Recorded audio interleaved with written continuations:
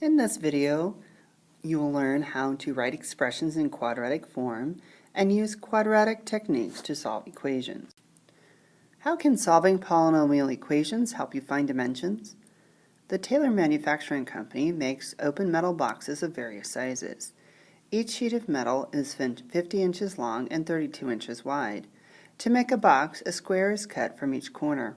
The volume of the box depends on the side length x of the cut squares.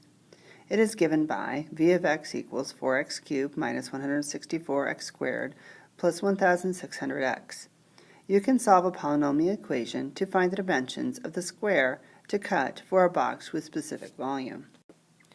In some cases, you can rewrite a polynomial in x in the form au squared plus bu plus c.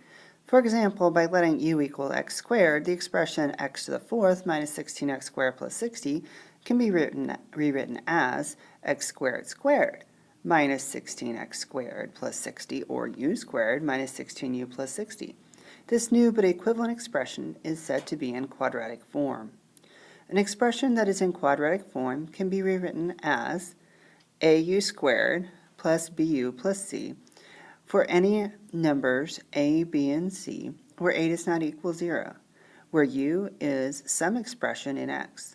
The expression au squared plus bu plus c is called the quadratic form of the original expression. Write 2x to the 6th plus x cubed plus 9 in quadratic form if possible. I can see that I could use x cubed as my base, and power over power we multiply exponents, so I could rewrite this as 2x cubed squared plus x cubed plus 9. A quadratic form has an x squared term in it, so 10 divided by 2 is 5. I can rewrite this as 7x squared to the 5th. 2 times 5 is 10 plus 6. I'd like to use x cubed as my base, but 3 times 2 is 6, that's not 4. So I'm going to have to say this one is not possible.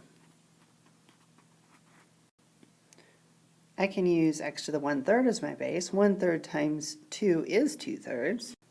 So the only part I have to change on this one to rewrite it in quadratic form is to rewrite x to the 1/3, 2/3 as 1/3 times 2. And I guess if I wanted to emphasize that it's now in quadratic form, I could put parentheses around that. I could have put parentheses around that one too. Okay, so here we go. We're going to actually use the quadratic technique to solve this. So I'm going to rewrite x to the 4th as x squared squared minus 29x squared plus 100.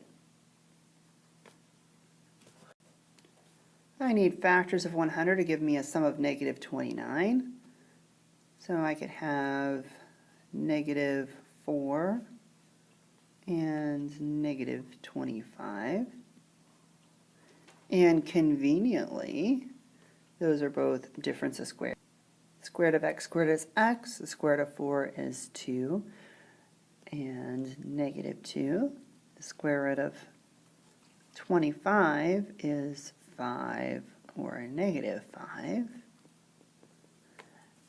So I'm not taking the time to write out the zero product property at this point. I'm hoping we're all good. So we can get our roots at negative 2, 2, negative 5, and 5. The graph confirms our solutions at negative 5, negative 2, 2, and 5. The one new factoring technique we learned this year was the sum of cubes. So these two are both perfect cubes. The cube root of x cubed is, of course, x. And the cube root of 216 is 6. And then we have first one squared minus first term times second term plus second term squared.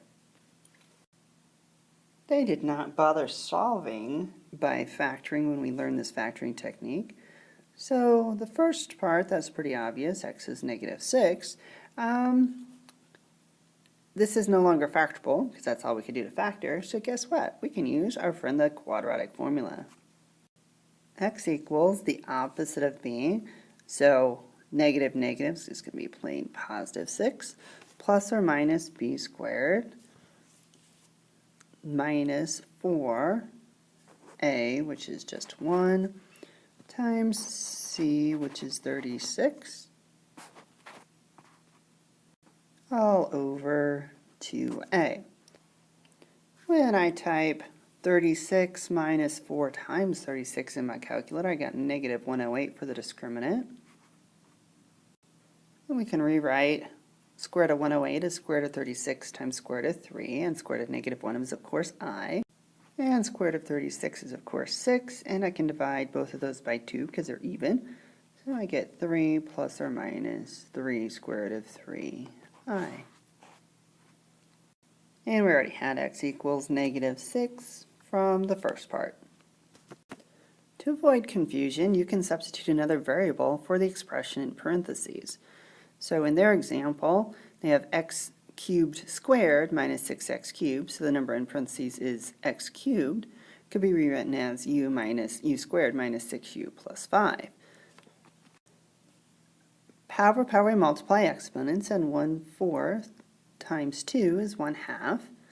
So some of you may not be crazy about the fractional exponents, so I thought we'd practice using the u here. So now we just need to come up with factors of negative 6 to give us a sum of negative 1. So negative 3 and positive 2 works great. And so I have u equals 3 and u equals 2. When we substitute x to the 1/4 back in place of u, to undo the 1/4 power, I'm going to need to take both sides to the 4th. So I have x equals 3 to the 4th is 81. And take both sides to the 4th power, x equals 16. And of course, you could use your calculator, substitute back in, and check to make sure they both work. I typed my original equation into GeoGebra, and I was shocked to learn that there's only one solution, and it said 81. Substituting in, square root of 81 is 9, the 4th root of 81 is 3, and yep, it works. Let's see what happens with 16. The square root of 16 is 4, the 4th root of 16 is 2, 4 minus 2 is 2, minus 6 is negative 4. That's not 0. So I guess I have to throw out my perfectly good answer of 16, and I only get to use 81. I feel more comfortable with the fractional exponent, so I rewrote the square root of x as the x to the 1/2. I think it's going to be easier to see. I can rewrite x as x to the 1/2 squared, plus there's my x to the 1/2. The parentheses aren't doing anything. It's just pointing out the fact that that's my base unit. That's my x. So I need factors of negative 12 that give me a sum of coefficient is 1. So 4 and negative 3 will do the trick. So plus 4 and minus 3. When we go to solve, I thought it might be nice to have that square root symbol written back again. It's handy to see right here, the square root of x can never equal negative 4. So that throws that guy out as a possible solution right away. And then to undo square root, I can square both sides. So I get x equals 9. And I confirm graphically using GeoGebra. Of course, you can substitute back in and make sure it works too. So if I substitute 9 in, I get 9 plus 3, which equals 12. You can solve polynomial equations by using quadratic techniques.